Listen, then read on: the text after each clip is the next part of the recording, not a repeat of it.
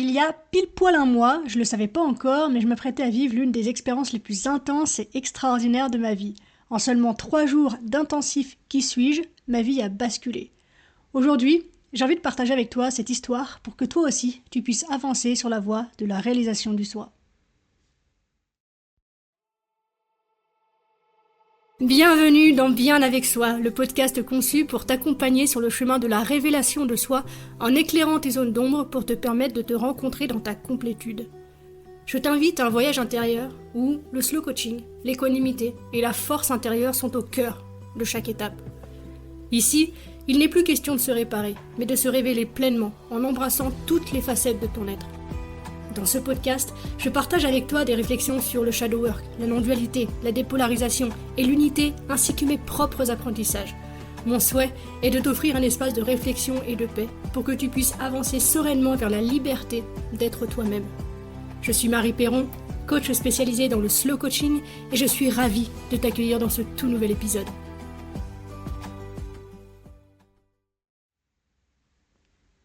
Bonjour à toutes et à tous, aujourd'hui je vais donc te parler d'une expérience qui a chamboulé mon univers intérieur, l'intensif Qui suis-je.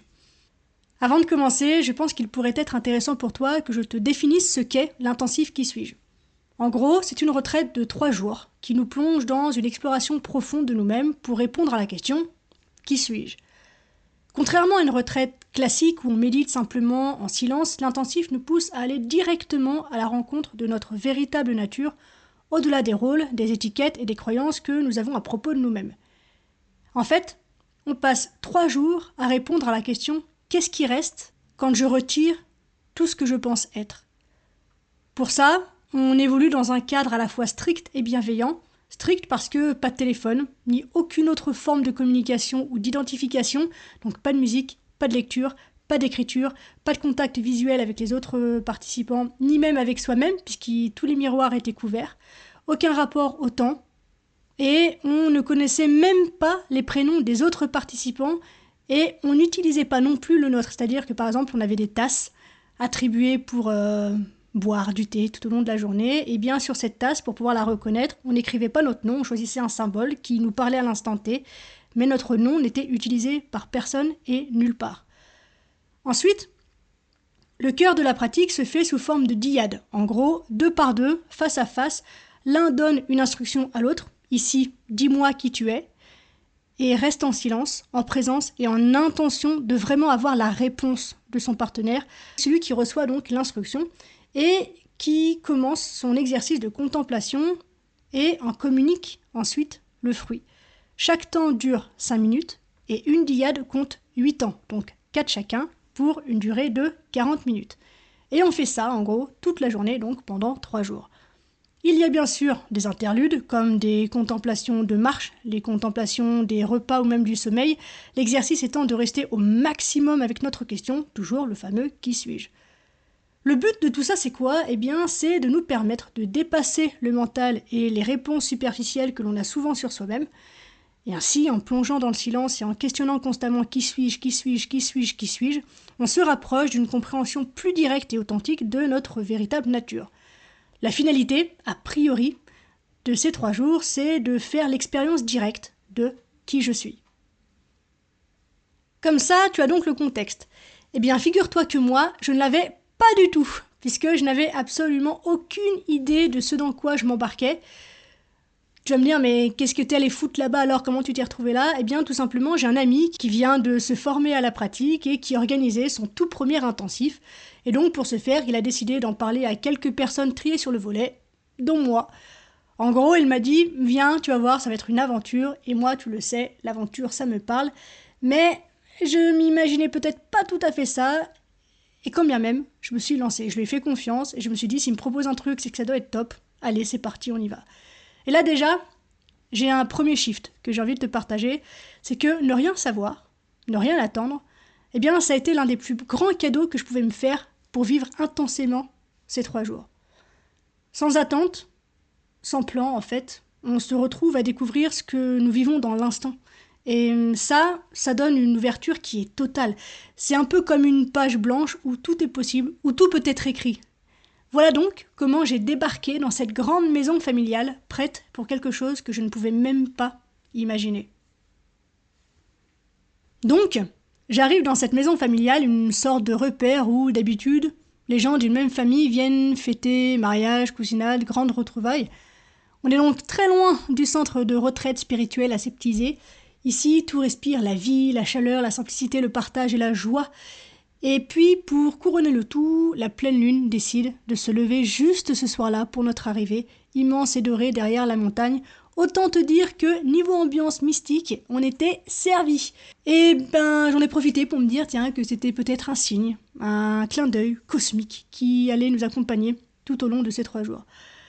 Et c'est là que j'ai découvert quelques petites règles qui, je t'avoue, m'ont un peu déstabilisé, puisque, je te l'ai dit, je ne savais pas du tout à quoi m'attendre, et c'est à cet instant-là, après un regard franc avec la lune, que j'ai compris que, pendant 3 jours, aucun blabla, aucune musique, aucune lecture, aucun regard, pas de maquillage ni même de parfum, juste nous, brut de décoffrage, sans étiquette, sans image, sans aucune démarcation liée à notre personnage.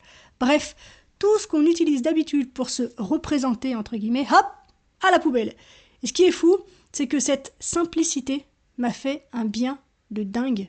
C'était presque une pause dans le jeu de la vie, un retour à l'essentiel, sans artifice, sans question à se poser et sans rien avoir à prouver. La pratique méditative n'avait donc encore pas commencé que je pressentais déjà que j'allais vivre quelque chose de grand, de fort. Dès les premières minutes, j'ai senti qu'en fait j'avais besoin de ça, que c'était exactement le bon moment pour moi, comme si l'univers m'avait donné rendez-vous ici en mode « Tiens, tu vas voir, ça va te ramener chez toi ». Alors, on entre dans le vif du sujet. Première nuit en silence, on se lève, on ne sait pas quelle heure il est, et on va attaquer directement cette question « Qui suis-je » Cette question, tu la répètes, tu la laisses te travailler et tu la vis encore et encore. Pour être plus précis sur le processus, le partenaire de Diyad donne donc l'instruction « Dis-moi qui tu es », comme je te l'ai dit en introduction, et à partir de là, celui qui reçoit l'instruction laisse émerger ce qui vient comme réponse à la question intérieure « Qui suis-je » Il y a quelque chose qui émerge, et ce quelque chose, on va considérer que c'est un objet de contemplation que nous allons donc contempler pendant un moment. Et une fois que la contemplation se termine, on partage à voix haute le fruit de cette contemplation. Et on recommence ainsi sur 40 minutes et sur autant de diyad qu'il y en a chaque jour. Et ainsi, de fruit en fruit, nous finissons normalement par contempler l'arbre. Et ces diyad, je les ai vécus de manière plutôt étonnante dans le bon sens du terme, puisque je me suis surprise par la qualité de présence qui était la mienne. J'avais pas de pensée qui tournait en boucle, j'avais aucune réminiscence du passé, ce qui m'a permis de vraiment prendre conscience du chemin parcouru, parce que on pourrait s'attendre en fait à être envahi dans un contexte comme celui-là, où tu te poses avec toi-même, en silence, avec une personne en face de toi qui te fixe intensément, d'autant que, je te l'ai pas dit, mais certaines diyad en plus se faisaient seules face à un miroir, donc ça pourrait être vécu comme super violent. D'ailleurs, il y a des participants qui ont refusé ce tête-à-tête avec eux-mêmes. Eh bien, pas pour moi.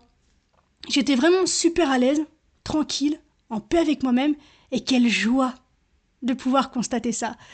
Et je fais une petite parenthèse pour toi qui m'écoutes aujourd'hui ici. Je te raconte pas ça pour me saucer, même si ça fait toujours plaisir. Le but, c'est que tu puisses entendre que c'est possible. Il arrive un moment dans la vie où le passé ne nous envahit plus, où ne subsiste que de lui un calme plat, un calme intense et la joie qui l'accompagne.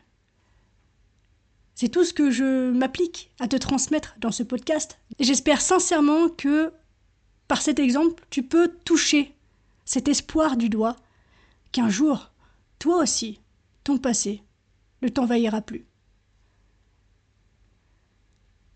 Revenons-en donc à nos moutons.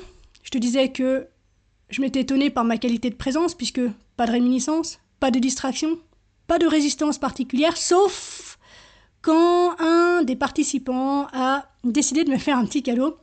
Bon, clairement, sur le moment, soyons honnêtes, je le voyais pas du tout comme ça. En fait, il était ultra démonstratif, genre un peu too much.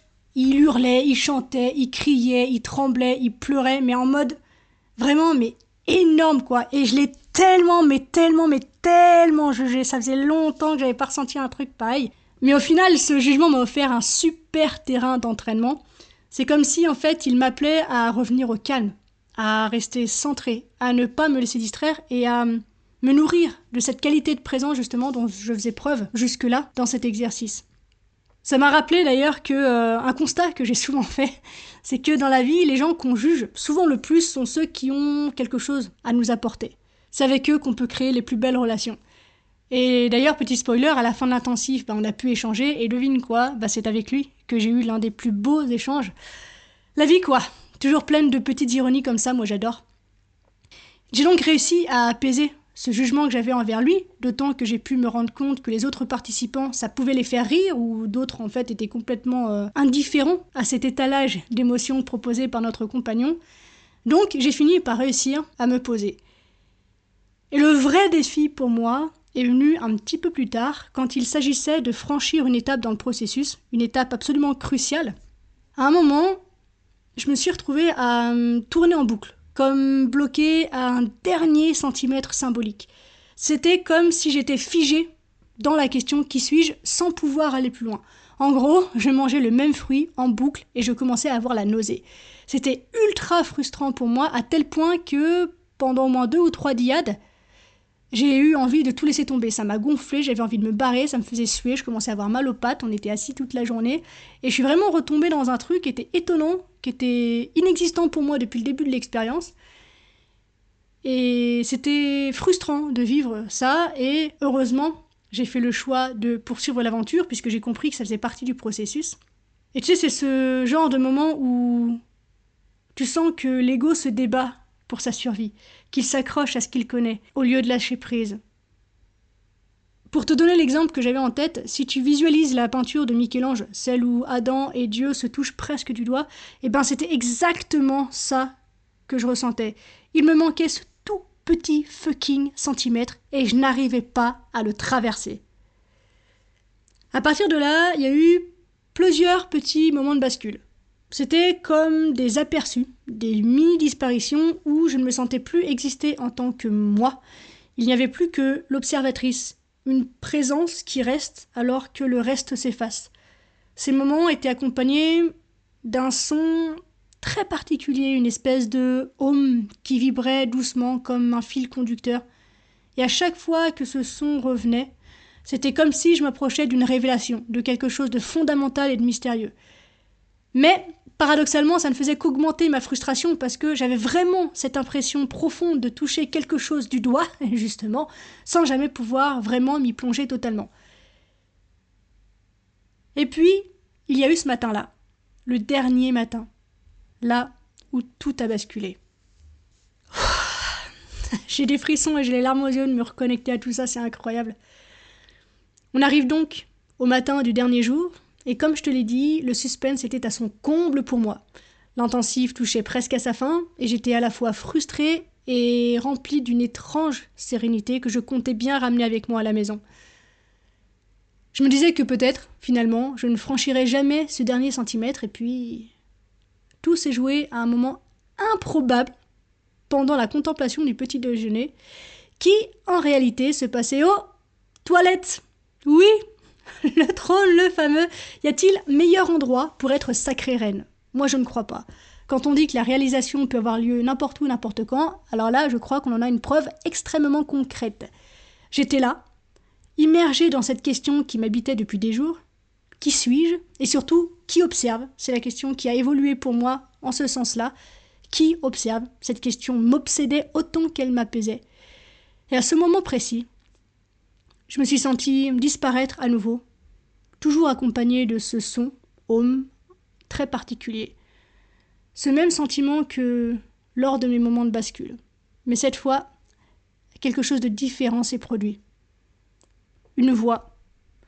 Une voix s'est imposée. Et quand je dis voix, ce n'est pas tout à fait exact, parce qu'elle ne venait ni de l'intérieur, ni de l'extérieur. Elle semblait être partout, comme si elle émanait de l'air, de l'espace, du silence lui-même. Cette voix n'était pas la mienne, et en même temps, elle était profondément mienne, avec un grand M. Elle a prononcé une phrase simple, mais qui m'a frappé comme un coup de tonnerre. Je suis là. Mais attention, c'est pas un je suis là en mode eh oh coucou, je suis là, regarde-moi. Non, non, non, c'était plus intense, plus essentiel. Un je suis qui se révélait dans l'ici et maintenant, dans cet instant pur, sans passé ni futur. Et à ce moment-là, je me suis sentie, exploser. Mais pas exploser au sens où tout s'éparpille, de manière violente et douloureuse. Pas du tout. C'était plutôt comme une expansion infinie, tellement vaste. Je pleurais, j'avais les jambes qui tremblaient, et en même temps j'avais le cœur qui débordait d'amour, d'une certitude que je n'avais jamais ressentie auparavant. Cette voix, c'est la forme qu'a pris ma réalisation. Cette voix m'a rempli de grâce. Et j'ai compris que je venais enfin de rentrer chez moi, de revenir à cet endroit où, sans le savoir, j'avais toujours été attendue. C'était un retour à moi-même, dans toute mon entièreté. En vrai, c'est difficile de décrire ce que j'ai ressenti parce que ça dépasse les mots. Je sais pas si tu entends mon émotion dans ma voix. J'ai des frissons, j'ai les larmes aux yeux, j'ai le sourire aux lèvres. Et de façon tellement intense, tellement grande et tellement sereine à la fois. C'est à la fois indescriptible, ça me dépasse totalement, et en même temps, c'est tellement bon, tellement accessible, tellement simple, tellement paradoxal finalement. Tout ça réuni en un seul endroit.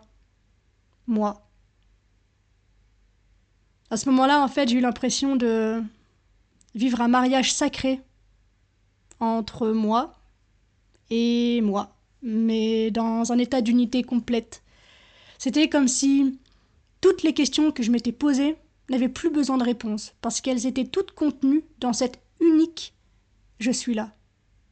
Après cette réalisation, il a fallu rentrer chez nous, au sens terrestre du terme, si je puis dire.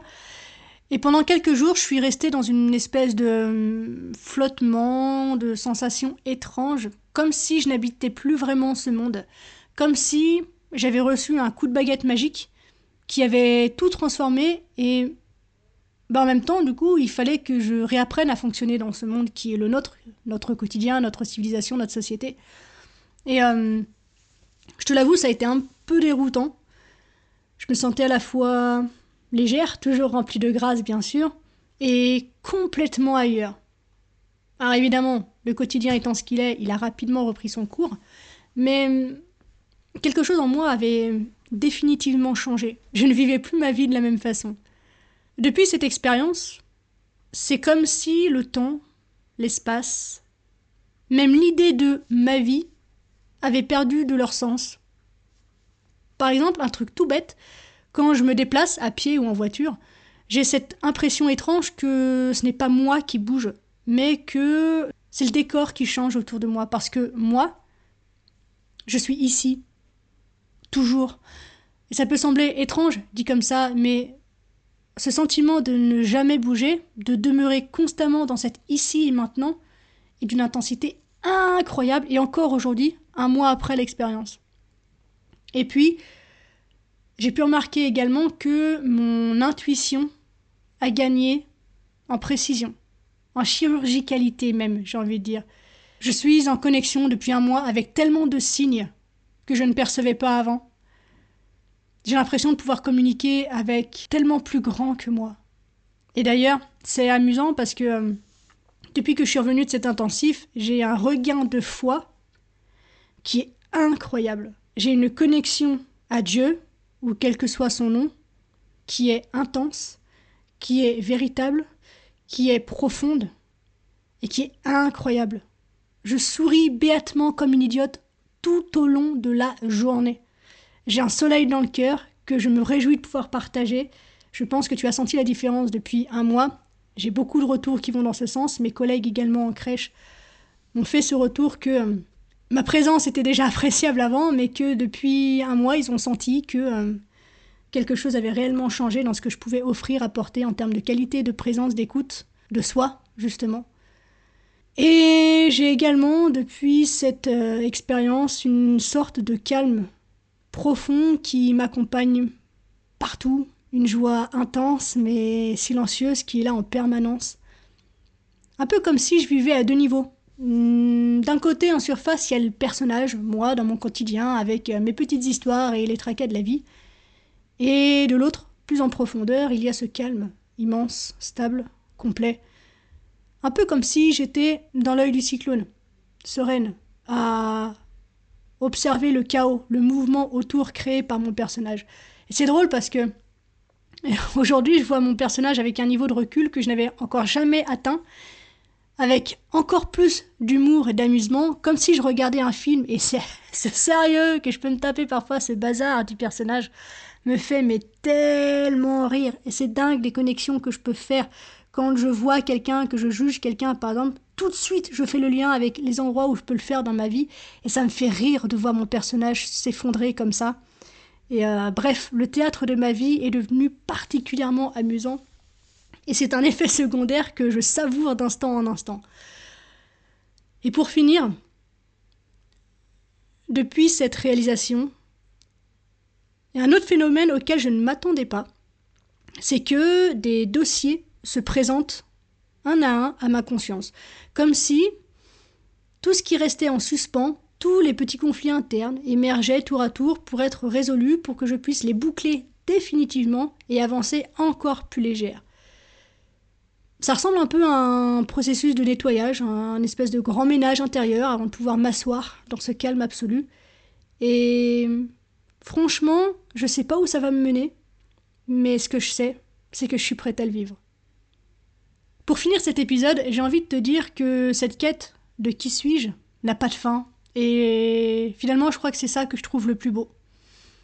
Ce que j'ai vécu lors de cet intensif m'a montré que nous sommes bien plus que ce que l'on pense. J'en étais déjà convaincue avant, mais le vivre aussi intensément dans ma chair a fini de me convaincre. Alors, si toi aussi tu te poses cette question, que ce soit dans un intensif, à travers une méditation ou juste en marchant dans la nature, je te dirais, laisse cette question t'habiter.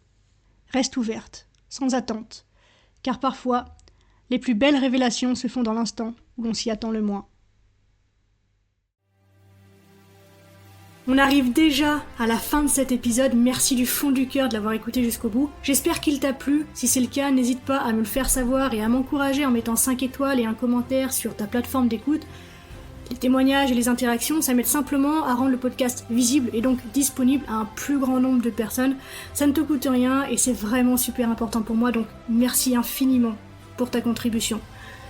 Sache que si tu as envie d'aller plus loin sur les notions que j'aborde dans ce podcast, je propose des accompagnements de coaching, donc si cette voix t'appelle, sens-toi libre de me contacter, t'as tout ce qu'il faut pour ça dans la description, et nous verrons ensemble ce qu'il est possible d'accomplir. Voilà, on se retrouve très vite dans un nouvel épisode, d'ici là, prends soin de toi, sois reconnaissant envers la vie, et surtout n'oublie jamais que tu es la personne la plus importante de ta vie, et que de ce fait, tu mérites ce qu'il y a de meilleur.